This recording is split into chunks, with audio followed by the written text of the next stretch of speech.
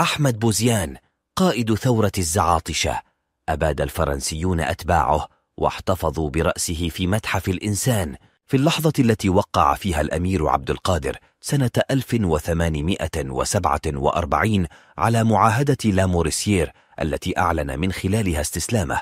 كانت فرنسا تعتقد أنها نجحت في القضاء على ثورات ومقاومة الجزائريين، لكنها تفاجأت باندلاع عشرات الثورات الشعبية في مناطق واسعة من الجزائر. كانت ثورة الشيخ أحمد بوزيان والتي تسمى بثورة الزعاطشة واحدة من هذه الثورات التي كبدت الفرنسيين خسائر هائلة، والتي اندلعت بعد سنتين من نهاية مقاومة الأمير. وعلى الرغم من أن هذه الثورة لم تدم طويلا، إذ دامت فقط 4 أشهر من 16 يوليو تموز إلى 26 نوفمبر تشرين الثاني 1849، إلا أنها أرقت المحتل الفرنسي ودفعته إلى استعمال القوة الغاشمة في سبيل وأدها، كما أنه قام بالانتقام من قادة هذه الثورة بقطع رؤوسهم والاحتفاظ بها داخل متحف الإنسان بباريس طيلة 171 سنة، قبل أن تسترجعها الجزائر سنة 2020 وتعيد دفنها. أحمد بوزيان بن إسماعيل ولد سنة 1799، ينحدر من أسرة معروفة في بسكرة من عرش الذواودة. نشأ نشأة إسلامية محافظة، فقد حفظ القرآن الكريم وهو في سن مبكرة قبل أن يستقر في إحدى زوايا منطقة الزيبان، حيث تفقه في المذهب المالكي. في ثلاثينيات القرن 19 وفي الوقت الذي سقطت فيه الجزائر في يد الاحتلال الفرنسي، سافر الشيخ أحمد بوزيان إلى الجزائر العاصمة، حيث اشتغل في مهنة السقي، وهي إحدى المهن التي احتكرها سكان منطقة الزيبان حتى صارت مهنة تقليدية. هناك كان الشيخ أحمد بوزيان مع الاحتكاك الأول مع الاحتلال الفرنسي، حيث زاد غضبه وحزنه على مصير الجزائر. وبعد سنوات قليلة عاد أحمد بوزيان إلى منطقة الزيبان ليعمل في زراعة نخيل التمر، بحيث كانت منطقة الزيبان ولا تزال تشتهر بهذا النوع من الزراعة، ومنها ظهر أجود أنواع التمور في العالم مثل دقلة نور.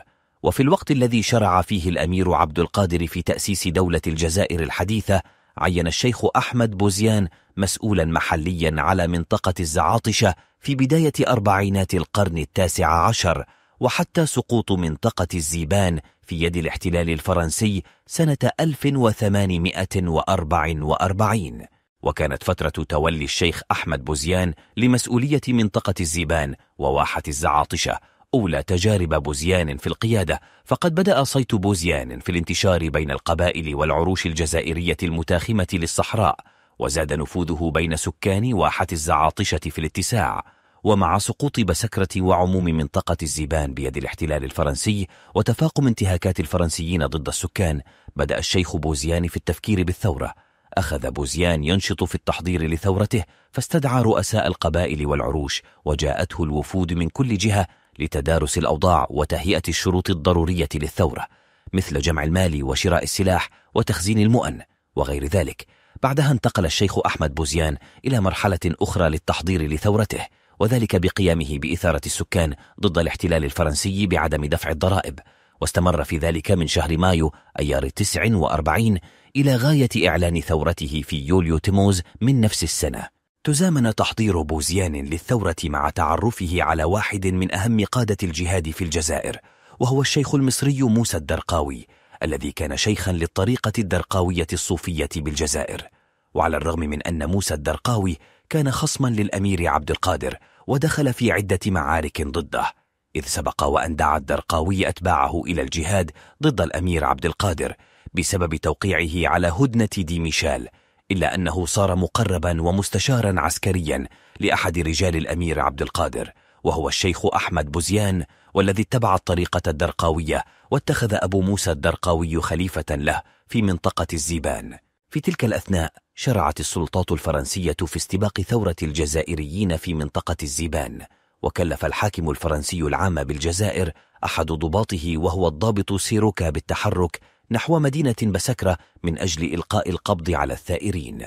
واصطحب الضابط سيروكا معه شيخ منطقة طولقة بن ميهوب والقايد بن قانة وبعض رجاله من الفرسان، وتوجه إلى واحة الزعاطشة، حيث وجدوا الشيخ محمد بوزيان يتجول وحده في الواحة، وحاولوا اعتقاله، لكنهم فشلوا بعد أن كان أتباعه يحرسون شيخ بوزيان من بعيد.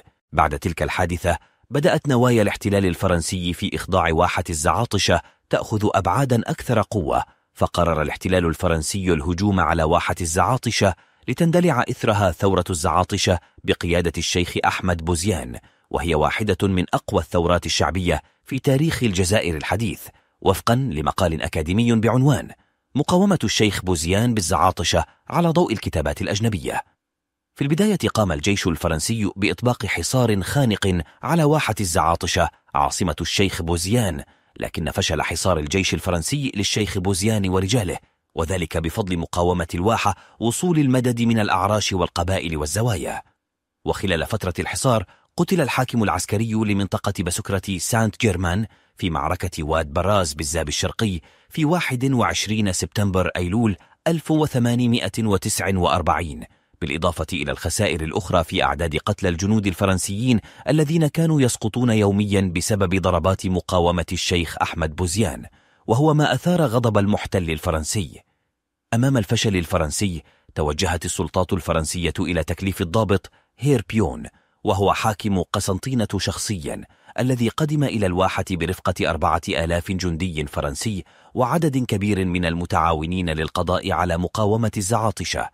لم يكن أمام الاحتلال الفرنسي وضابطه هيربيون إلا الإبادة الشاملة لواحة الزعاطشة من أجل الانتصار على الشيخ أحمد بوزيان الذي تحصن في الواحة. ففي 26 نوفمبر تشرين الثاني 1849 نسف الجيش الفرنسي دار الشيخ بوزيان فسقط شهيدا، وأمر القائد العسكري الفرنسي هيربيون بقطع رأس الشيخ بوزيان ورأس ابنه والشيخ موسى الدرقاوي وتعليقهم على أحد أبواب مدينة بسكرة، ثم أرسلت جماجم بوزيان والدرقاوي إلى متحف باريس مع جماجم أخرى.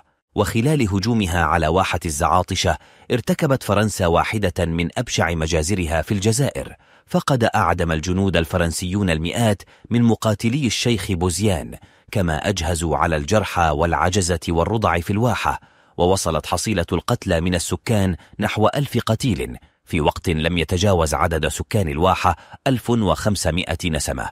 ولم تكن جرائم فرنسا موجهة إلى الإنسان فقط، فقد قطع الفرنسيون حوالي 10,000 نخلة من الواحة التي كانت تحتوي على 17,000 نخلة.